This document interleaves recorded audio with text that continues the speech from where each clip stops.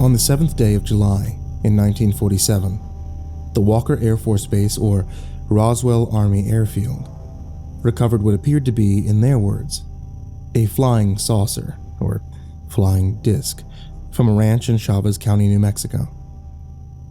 The rancher in question, a William Mack Brazel, found a cluster of, as the report states, quote, rubber strips, tinfoil, a rather tough paper, sticks, and tape, end quote.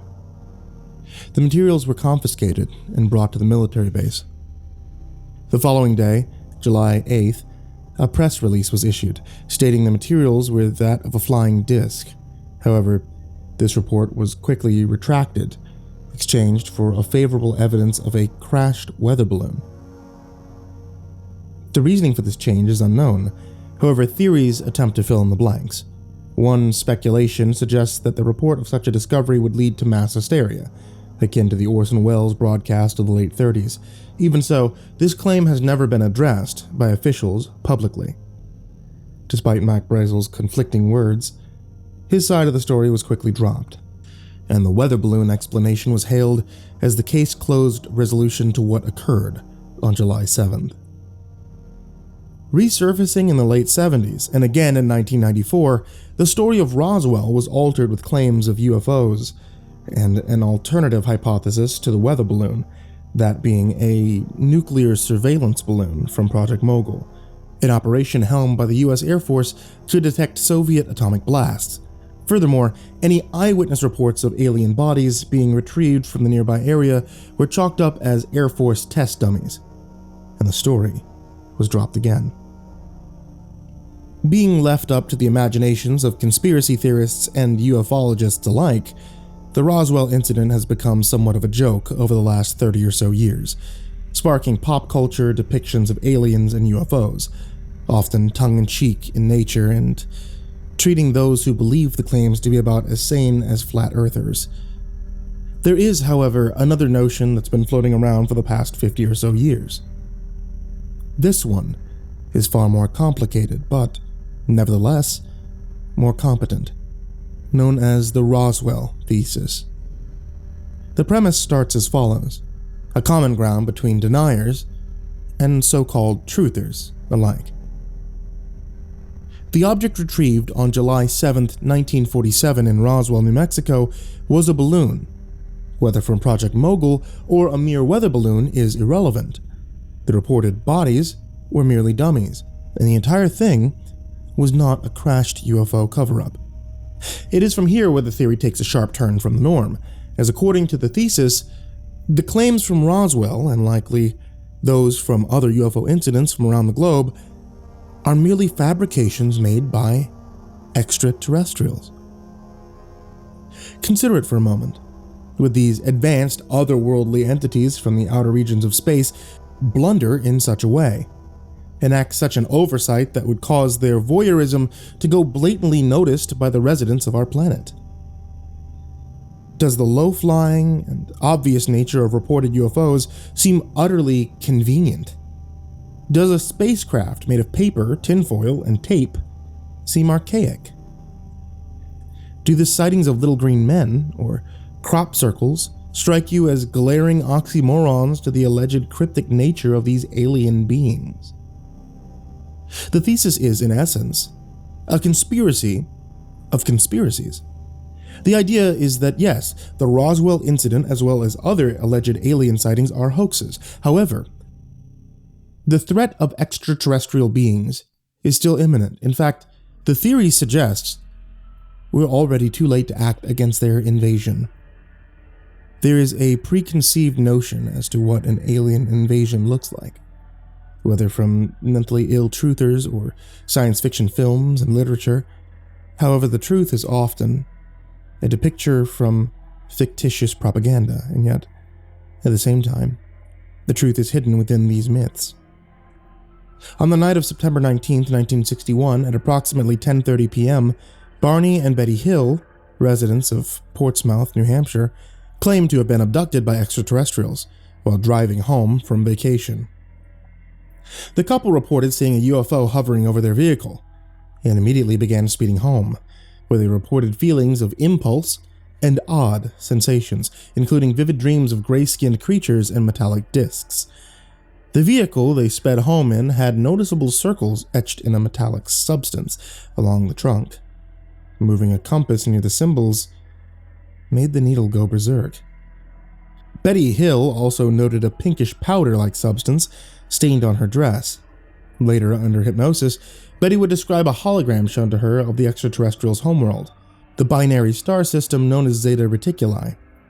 According to a journalist, Cortland Dixon Barnes Bryan, 73% of an alleged alien sighting refer to these Zeta Reticulans, also known as the Greys.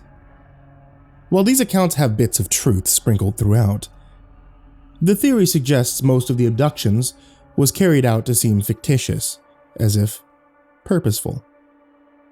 What we're dealing with are not simple-minded primitives, as humans assume, being ourselves somewhat primitive, despite our countless advancements.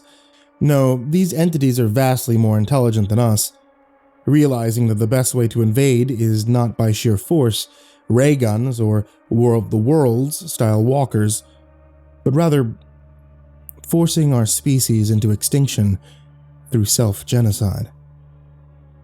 The first notions of this idea come from 1966, the autopsy of a 44-year-old Conrad Dennison, a patient of the then-named New Mexico Hospital for the Insane. Today, this facility is known as the New Mexico Behavioral Health Institution, located in the town of Las Vegas, New Mexico, not to be confused with the city in Nevada of the same name. Dennison has been rather, unfortunately, scrubbed from the records of the institution, as no mention of his name or symptoms is available in any form or document. His case, however, remains one of the cornerstones for this thesis. Admitted to the hospital in 1965 as a schizophrenic, Dennison claimed to have been abducted by extraterrestrials. Reporting consistent migraines and nightmares, Dennison was transferred to psychiatrist Eric Ralston, who had a background in lobotomy. He claimed that Dennison had a cyst in his frontal lobe, requiring surgery to remove it. After repeated sessions in which Dennison claimed to have seen pale, human-looking beings, he admitted to having killed his 42-year-old wife, Charlene Dennison. When asked where her body was located, Dennison claimed he didn't know because, quote, "they were controlling me while I was asleep," end quote.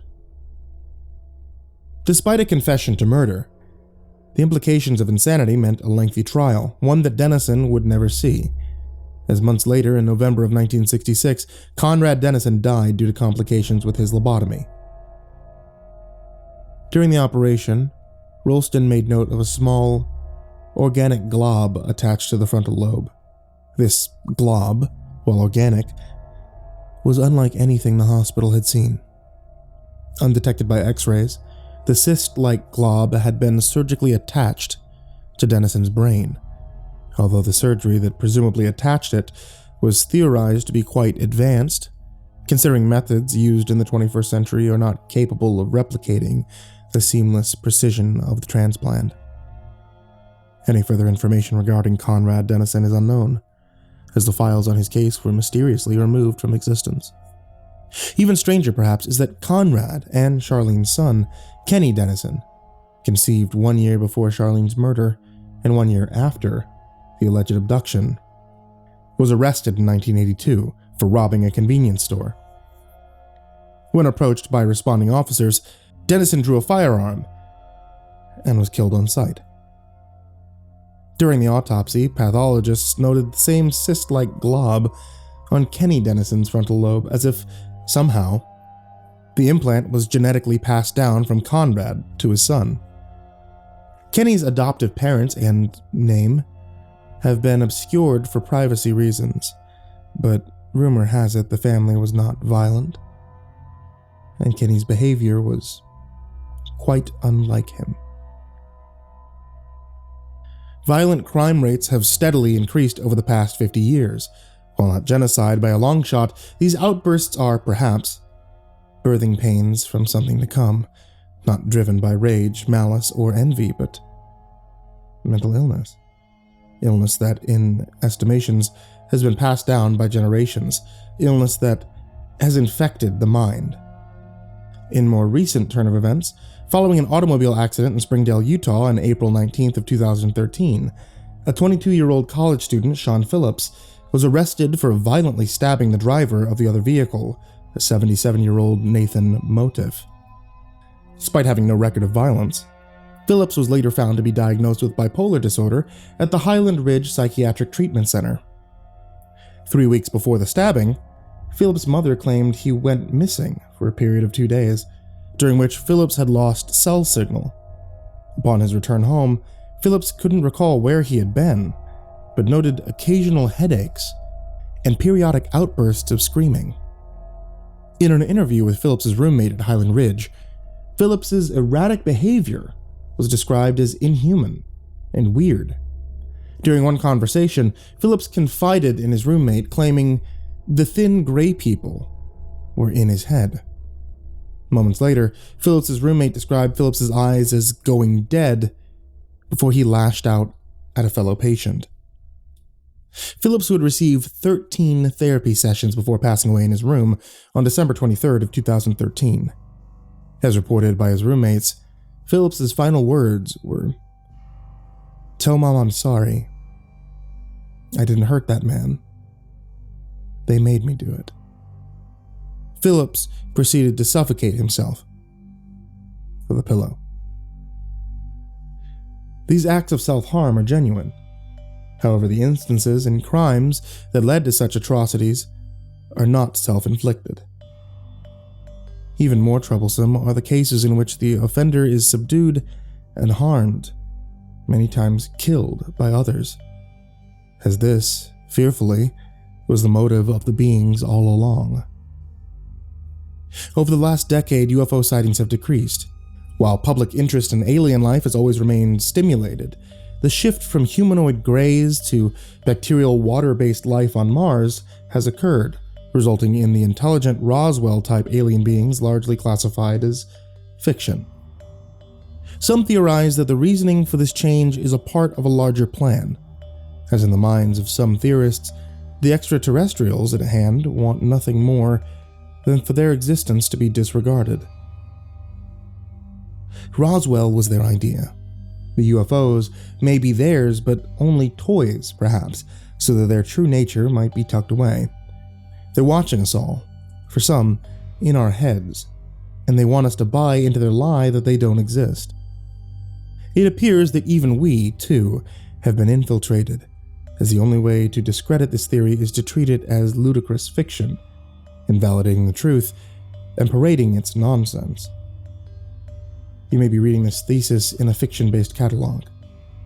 Please consider what you're reading is not fiction.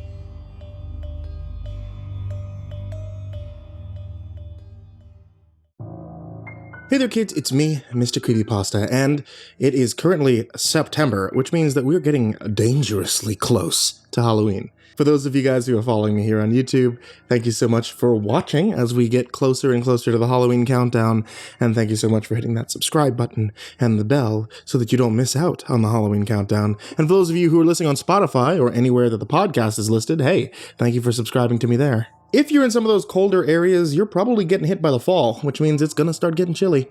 You know what's great for when it's getting chilly? A nice hot cup of tea. And my wife happens to sell hot cups of tea. Loose leaf tea. You can supply the hot water. Etsy.com/shop/ivory monocle tea has all different kinds of loose leaf tea available for you guys to try out, including a MrCreepyPasta tea. And like always, I want to give a very big special thank you to everybody who supports me out on Patreon, patreon.com/MrCreepyPasta. You guys, as always, are the real MVPs.